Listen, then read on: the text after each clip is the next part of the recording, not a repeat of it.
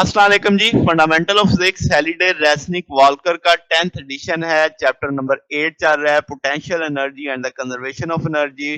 Problem 64 है। हमें एक फिग दी गई है 8.57 में, ब्लॉक को रिलीज किया है फ्रॉम रेस्ट। हाइट कितनी है 40 सेंटीमीटर, फ्रिक्शन लेस रैंप पे जा रहा है। वो कहता है onto first plateau height इसकी डी हो जाएगी, यानी जहां तक आते आते। वो कहता है कोफिशिएंट ऑफ फ्रिक्शन 0.5 है। यहाँ पे एक हिस्सा खत्म हो गया सवाल का।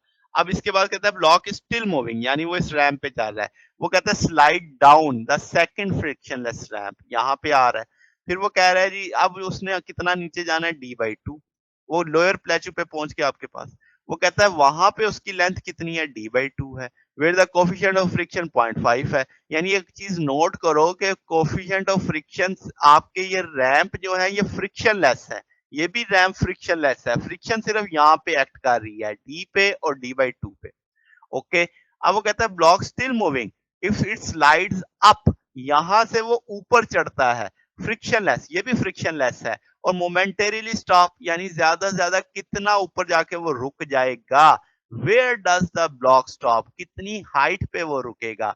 If final stop on the plateau what which one give the distance l left edge of the प्लेटू।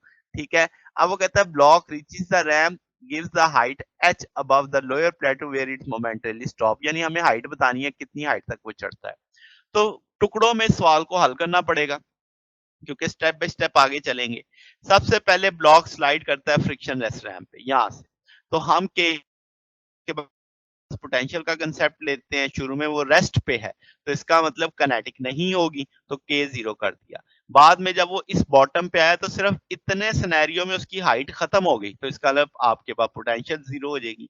तो के एफ बराबर आ जाएगा एम जी डी के। तो इसका मतलब यहां तक आते आते उसके पास जो एनर्जी है कनेटिक वो एम जी डी है, याद रखने की जो बात है। अब यहाँ पे फ्रिक्शन मिलनी है, ये जो फ्रिक्शन मिलनी है end of the first rough प्लेटू, यहाँ पे वो जो फ्रिक्शन उसकी एनर्जी में कमी लाएगी। अब वो हॉरिजॉन्टल सरफेस पे जा रहा है जहां पे कोफिशिएंट ऑफ फ्रिक्शन उसकी एनर्जी खा जाएगी, तो हम लिखेंगे जो नई एनर्जी किनारे पे एंड पे आनी है उसे के एफ प्राइम कह देते हैं। वो के एफ माइनस थर्मल, यानी जितनी एनर्जी फ्रिक्शन खा जाएगी उस हमारी गिवन एनर्जी में से होगी, क्योंकि उस समय पोटेंशियल तो है नहीं उसकी।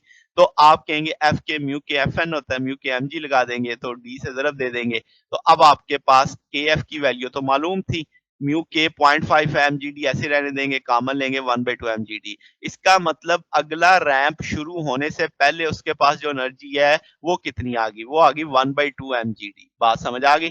अब रैंप शुरू हो रहा है, ब्लॉक स्टिल मूव कर रहा है। अब वो सेकंड फ्रिक्शनलेस रैंप पे जा रहा है। अब आप उसके हाइट कितनी है, h=d/2।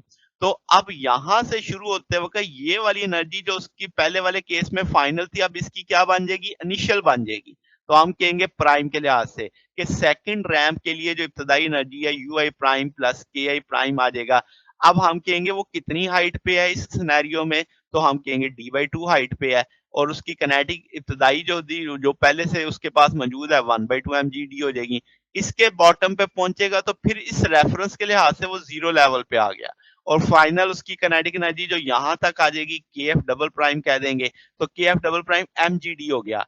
जब ये रैंप से पहले उसके पास जो एनर्जी थी हाफ एमजीडी थी, अब कितनी होगी, एमजीडी। इसका मतलब उसने एनर्जी गेन की है।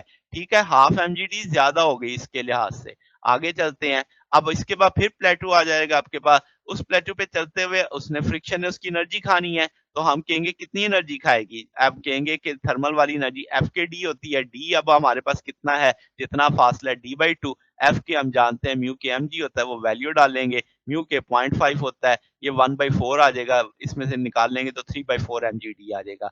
इसका मतलब यहां तक जाते जाते जो पोटेंशियल काइनेटिक एनर्जी है 3/4 mgd है।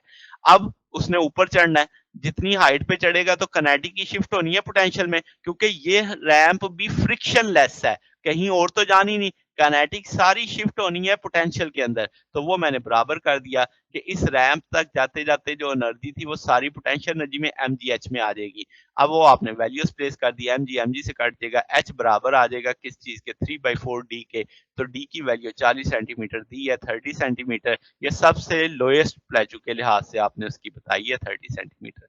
तो ये जनाब हमारे पास सॉल्यूशन है। अगर आपको इसमें कोई बात पूछनी हो, डाउट हो तो नीचे कमेंट्स में पूछ सकते हैं। वीडियो अच्छी लगी हो तो वीडियो को लाइक कीजिएगा, दोस्तों के साथ शेयर कीजिएगा, चैनल को सब्सक्राइब कर दीजिएगा। अब तक के लिए इतना ही, बाकी इंशाल्लाह हम नेक्स्ट देखेंगे। ओके, अल्लाह हाफ़िज़।